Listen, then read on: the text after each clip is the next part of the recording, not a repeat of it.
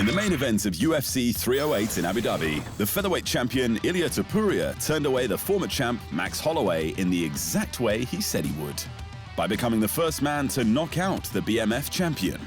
But did he win that belt too? The Georgian Spaniard went headhunting and dropped Max with a left hook in the final seconds of the first round. Round 2 was more competitive, but in round 3, Topuria ate a leg kick and responded with a big overhand right. Holloway went down, and the champ finished him on the mat. It's been one heck of a year for the undefeated Topuria. He started it in February with a second-round knockout of the dominant, long-time champion, Alexander Volkanovski. And he finished it by finishing the former champ and current BMF champ, Max Holloway, who Topuria didn't think fought like a BMF at all. When you called me out, you said, "I'm the bull and the matador is running from me. You never see a bull running," he said of Holloway's approach. That surprised me a little bit, so I had to change the game plan a little bit. But at the end of the day, I get the knockouts. Next up for Topuria is likely a rematch with the former champ Alexander Volkanovski. He entered the ring after Topuria's victory for a face-off, and it seems like everyone is on board. "They're talking about Madrid," said Volk of their future matchup. "Everyone knows I don't mind being in enemy territories. I think I'll be well loved anyway. Maybe. I don't know. I'm sure I'll probably still get booed." Getting booed overseas has never worried the former champ. As well as at home in Australia, Volk has won fights in the States, Brazil, and the United Arab Emirates. But is there anyone else in contention? Brian Ortega and Diego Lopez fought in September, and Lopez won his 5th straight fight to put himself just behind Volk and Holloway, who both lost to Topuria this year, so he's in with a chance. It will likely come down to UFC CEO Dana White, and he thinks he already knows his answer. "When things don't go our way and you've got to call a guy, Volkanovski has always been that guy. He really was," said White. For him to ask for it, I don't think anybody in this room is going, "Oh, this is ridiculous or crazy." Who wouldn't want to see it again? There's talk of Topuria now being 2024's Fighter of the Year, but Alex Pereira is standing in his way. Topuria's wins over the champ and former champ simply can't compete with Poatan's 3 consecutive defenses in just 175 days, especially as 2 of those came against former champions. But Topuria thinks he won a second title by beating Holloway, and maybe he did. "I never understand why they didn't put the BMF title on the line," mused Topuria. "It has to be on the line since the first day. But hey, don't want to make it official? I'm going to make it official by myself. Now I'm the new baddest world champion." Max Holloway's crushing knockout could leave a lesser man in a funk. After all, this was the former champ's 3rd attempt at regaining the title, but not Max Holloway. "What else is there to do at featherweight? I had a couple of times to reclaim the belt," said Holloway. "But I think lightweight looks more fun. Fighting more, the caliber, everyone there, and the names there. It looks really exciting to put my name in the mix." Holloway has already fought at lightweight on 2 occasions, the first being a decision loss to Dustin Poirier for the interim title back in 2019. The second was when he beat Justin Gaethje for the BMF title in April of this year. It was the best he's looked in years, and you can bet Gaethje would want to run that back. Plus, there's a whole host of big-name fighters he's never fought, like Charles Oliveira and Michael Chandler, who are fighting this November. Dan Hooker, if he wants a BMF striking matchup. And Paddy Pimblett, if he wants to make some money. Then, of course, there's the champ Islam Makhachev, who would be Holloway's ultimate goal, but let's let the legend settle into the division first, perhaps with a win or 2 before he climbs that hill. And in the co-main event, Khamzat Chimaev made his devastating return to the cage. Borz ran through the former middleweight champion Robert Whittaker in 3 minutes and 34 seconds to announce himself as the next title challenger. And who's going to say no?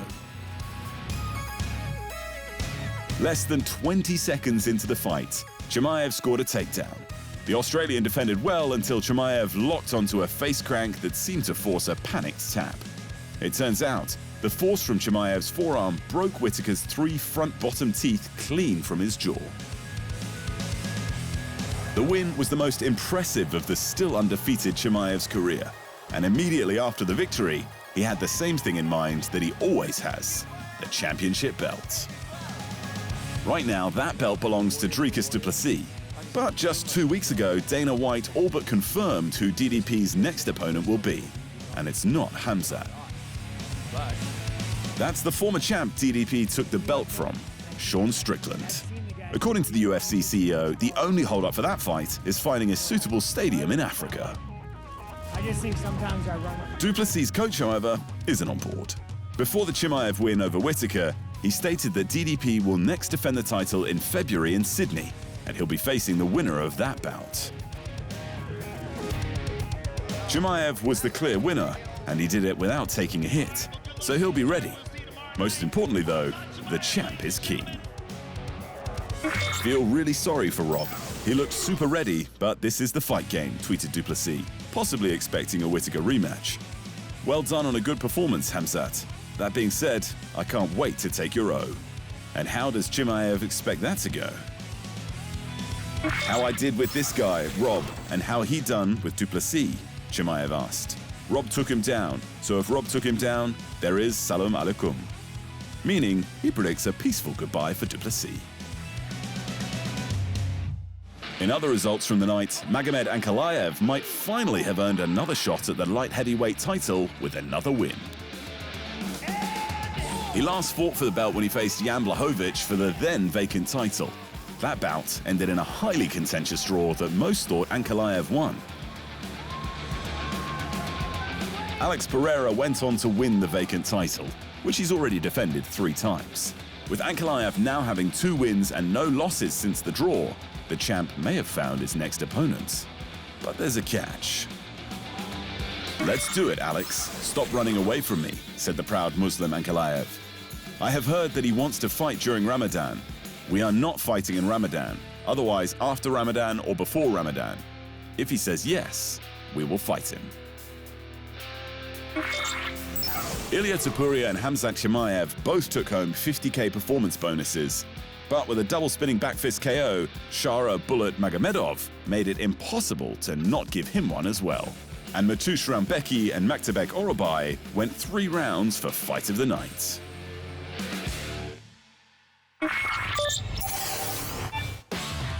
Brave 89 in Spain saw the junior middleweight champion Kamal Magomedov take on Luiz Cado in the first ever MMA world title fight on Spanish soil. But it did not end how anyone planned. The historic bout ended in the second round after Magomedov landed several blows to the back of Cado's head. This resulted in the Brazilian being awarded the victory and the belt due to disqualification. In the co-main event, Richie Smullen made quick work of Spanish MMA veteran Jose Sanchez. It took just seconds for Smullen to lock in the fight-ending, crowd-silencing guillotine to extend his winning streak out to 4 straight Ws. Former kickboxing world champion Ilias Buliad blasted through the MMA vet Anthony Riggio for a first-round finish. Buliad used his superior striking to back Riggio against the cage. There, he pummeled the Swiss fighter with a series of elbows and knees before landing an almighty leg kick to maintain his unbeaten MMA record. Anwar Ben Saeed went to war with Sino Sabzalayev in a potential Fight of the Year contender. In the second round, Sino dropped Ben Saeed before being cut with some vicious elbows. But it was Ben Saeed's leg kicks that did the real damage, and the Tajikistani finally went down in the third. In the only women's fight of the card, Andrea Meneses Garcia secured the biggest win of her career by submitting Adriana Fossini. After dropping Fossini midway through the second round, Garcia followed up with ground strikes before securing the rear naked choke and the win to break her 2-fight winless streak. Jared Burns delivered another strong performance to outclass Santiago Paiva over 3 rounds. Despite Paiva's early submission threats, Burns took control and dominated throughout the 25 minutes. Already successful in the flyweight division with 2 back-to-back first-round knockout wins, Burns extended his winning streak out to 5 to remain undefeated with Brave.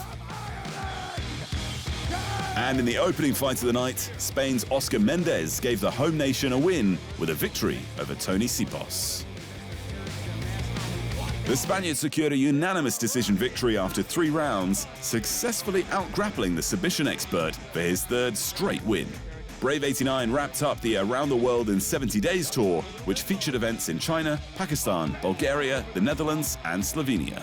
Next up, Austria is set to become the record-extending 35th country to host a Brave event, and that happens this November 23rd. Thanks for watching. And remember, if you want more fight sports in your life, just hit the subscribe button.